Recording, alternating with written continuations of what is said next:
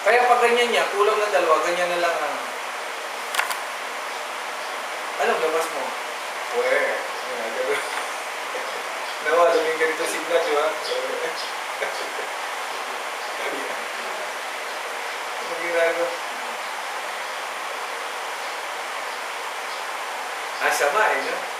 Alin na maganda tingnan? Yung ganyan ng kamay, ba naputol na ito? O yung ganyan? Ganda yun. Ito. Kanya-kanya yan. In fact, kahit pareha siya magkamisan, iba yung kaliwa, iba yung kanan. Mapupunan ninyo, sa isang normal na tao, mas malaki yung kung kanan ka, mas malaki yung muscle mo sa kanan kaysa dun sa kaliwa. Tama? Kung kaliwete ka, mas malakas yung kaliwa kaysa sa kanan. Huwag ka lang sasali sa competition ng bodybuilding. Dahil sa bodybuilding, kailangan pantay sila. So, anong ginagawa ng bodybuilder? Paparehasin nyo yung laki ng muscle dito sa laki ng muscle dito para panaganon siya, pantay. Pero sa normal, pag gumanon tayo, kung kanan niya, malaki muscle niya dito kanya dito sa kaliwa. Dapat, we have to learn to recognize, mga kapatid, kung saan ka talaga, kung alin ang mahina dyan, alin ang malakas dyan, kinakailangan marunong tayo umunawa, marunong tayong gumamit sa bawat isa.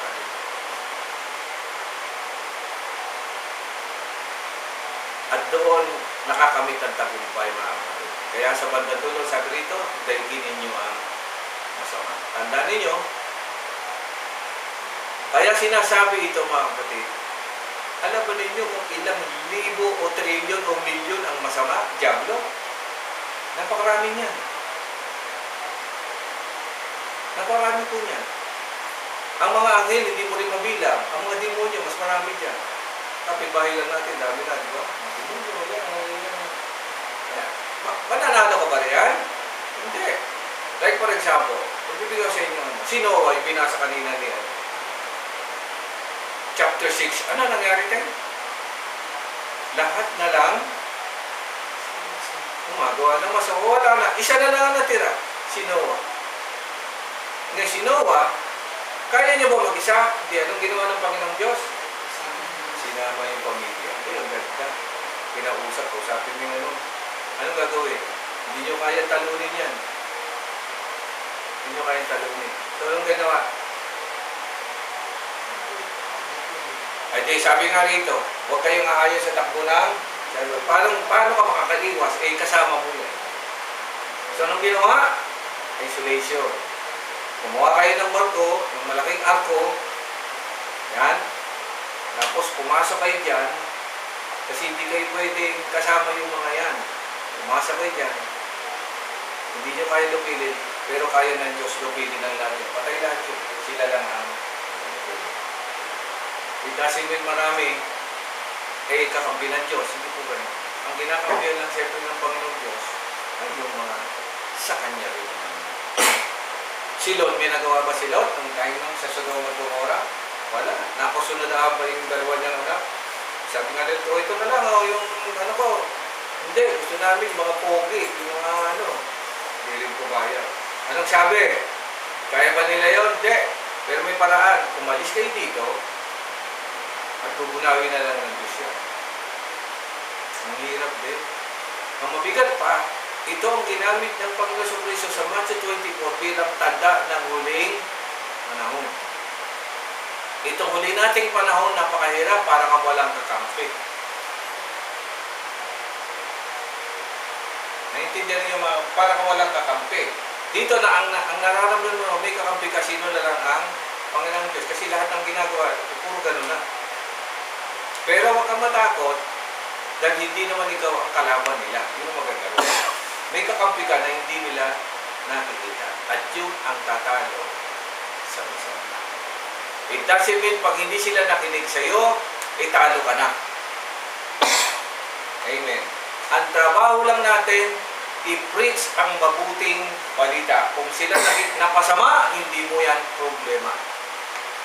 Ang iba kasi, akala pa nag-preach, automatic makukumbinsin mo sila, yung masusolvin mo sila. Kahit bautismuhan mo yun ng 10 beses, hindi yan mababago. Ang trabaho lang natin is to preach. Pahayag mo lang, kung makinig sila, ligtas sila. Kung di sila makinig, wala ka nang magagawa. At ito, pahuli ko lang sasabihin mga kapatid, bakit hindi nakikinig ang masama?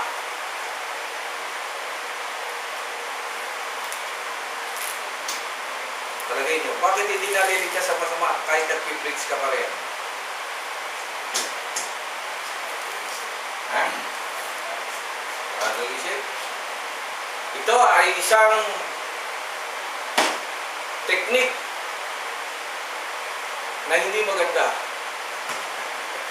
So, teknik na hindi maganda ito, mga kapatid.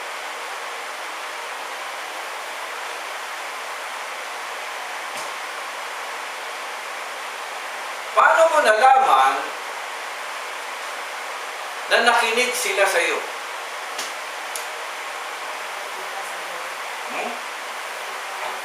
Pag? Ila? Okay. Mas-supervisor nga pala ito, no? Nagpunta nga pala si ano? Kami, yung mga kasawa. Sabi, ako si Mamistik. Ano po yun? Straight to the point. Sabi ko, ganun talaga pag sa supervisor. Pag hindi ganun, hindi ka pakikinggan niya. Yung authority. No, di ba? Eh bakit yung police? Stricto na, di ba? Sinusunod ba? Paparayan na lang yung buto, tinatakbuhan pa, nagkahabol pa sila. Not necessarily may authority. Ito, isa ko lang na-discover yung mga kapatid. At sabi ko, kaya pala mahirap mag-iton sa pagmamahal. Isaiah chapter 53, basahin ninyo verse 1. Basahin ninyo.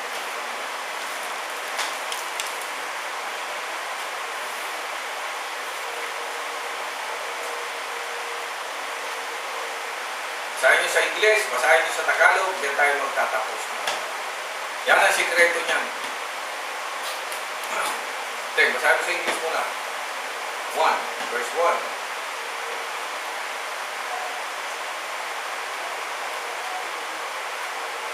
Isaiah 53.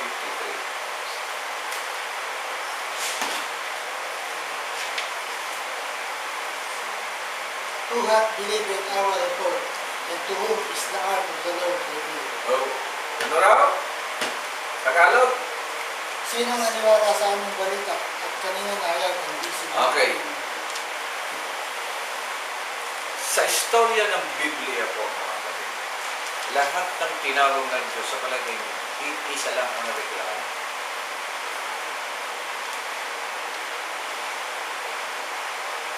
Ano ang reklamo? Lahat ng propeta, ha? Andiyan naman ang sabi. Walang maniniwala. Yes. Isa sa tunay na katangian ng propeta ay hindi ka kapanin-paniwala. Ako yun ang mahirap. Kaya nga sinabi, Isaiah, who shall believe? Sino naniwala sa amin? Basahin ninyo mga propeta dyan. Lahat ng propeta nga, walang pinaniwalaan dyan. Kaya sila napahamak. Tanong ko sa inyo, pinaniwala ba sa Panginoon sa Kristo? Totoo lang, may naniwala. Totoo lang, wala. Kaya nga siya pinapako sa krus. Peter nga, hindi yung naniwala. Hindi pa nabuhay na magbuli, hindi sila mag-aano na, totoo nga pala ito. Si Paul ba pinaniwalaan itong sinusulat nito? Wala pang naniniwala sa kanya. Kaya mapalad pala ang sino mo nagpipreach nang hindi ka panipaniwala. Because ang importante rin yung message. Na? Yung importante rin yung message po na dinala ng propeta. At ang sabi, ang pananampalataya ay nagsisimula sa ayun. Pag nakinig yan, ligtas yan. Pag hindi yan nakinig,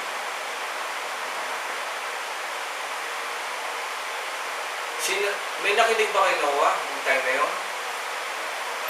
May nakinig? May nakinig kay Lot. Si Lot nga, pinunta pa yung mga mag-alam. Di ba? Pinunta. May naniwala ba? Ngayon, may naniniwala ba sa atin? Ako, sanay na. sa buhay ko, magmula pa ako ng elementary hanggang ngayon, wala talaga naniniwala sa akin. Sa totoo lang mga kapatid. Pero kung natatawa na lang, bakit? Sabi sa akin, sino ka? Kaya mo ba yan? Palaging gano'n ang ano. Pero hindi ako nagre-react.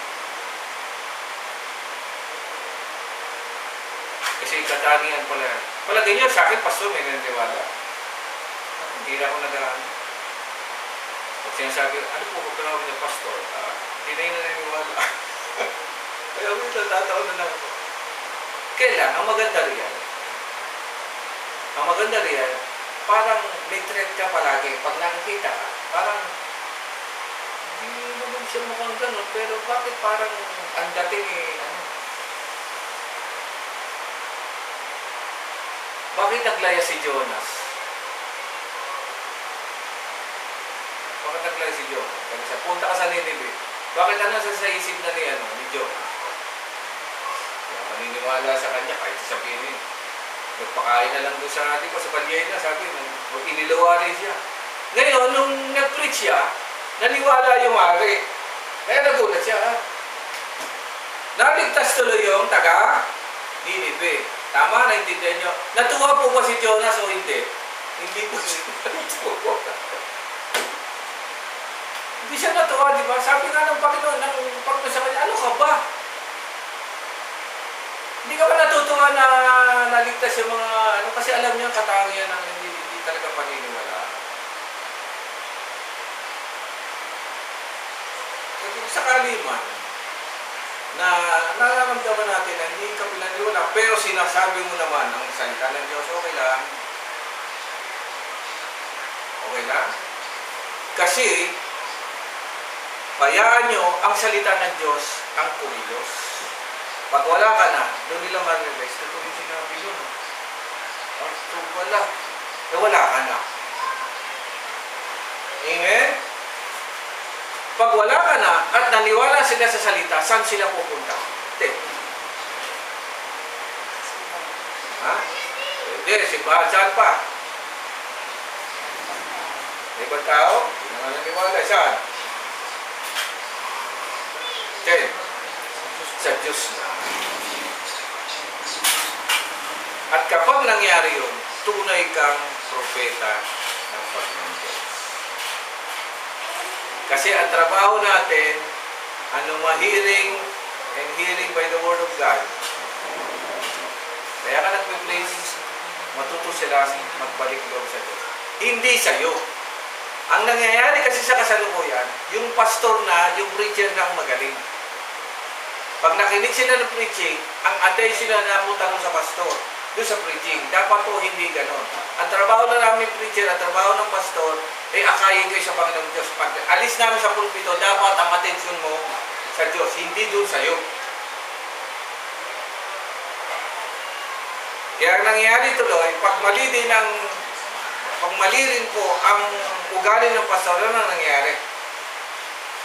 Siya na ngayon na sikat, siya na ngayon ang may authority na wala na sa Panginoong Diyos. Wala na. Ganun na ngayon ang nangyayari. Pero pag tinanggap naman yun ng pastor, tandaan nyo, hindi tatagal, babagsak din yun. Mawawala rin yun. Kasi dapat all glory to the Lord. Hindi sa kahit isa sa atin. Tandaan natin, tayo sa church, lahat tayo manggagawa lang. Walang dapat na glory na mapunta sa atin. Kundi sa Panginoon. Pag nagawa mo yan, tunay kang lingkod na Panginoong Diyos. Amen? Nag-share ka man, hindi siya na nakinig sa palagay mo, wala ka na ron. Kasi hindi mo naman alam na pag alis mo, paano mo nabuksan na isip ng tao, hindi mo na trabaho yun. Tsaka mo lang matatalo ang Amen? Panghuli. Hindi ba ninyo napansin? Nung bago sa ministry ang Panginoong Kristo, saan siya dinala ng demonyo? Sa wilderness. Anong ginawa ng demonyo sa kanya? Kinausap siya ng kinausap. Ano sinasabi ng demonyo? Makikita niyo, 3 beses sila nagtalo. Pero isa lang ang gusto ng demonyo. Sinabi na ba sa bandang uli? Anong sabi ng demonyo? Sambahin mo ako. ibibigay ko sa iyo ang lahat. Sabi ng, huwag mo kong tuksuin. Walang iba magaling, kundi ang Panginoong Diyos. Dumayos yung demonyo. Okay. Panghuli ko sasabihin, the only time na matatalo ang masama kapag ang isang kaluluwa ay naibalik mo sa Panginoong Diyos. Wala na po. Huwag mong itindihin kung may premyo ka, punto mo sa unahan ng upuan mo pupunta pagdating sa kalakitan, huwag mong itindihin yun. Ang intindihin natin, yung kaluluwang yun ay magbalik loob sa Diyos. Tapos na.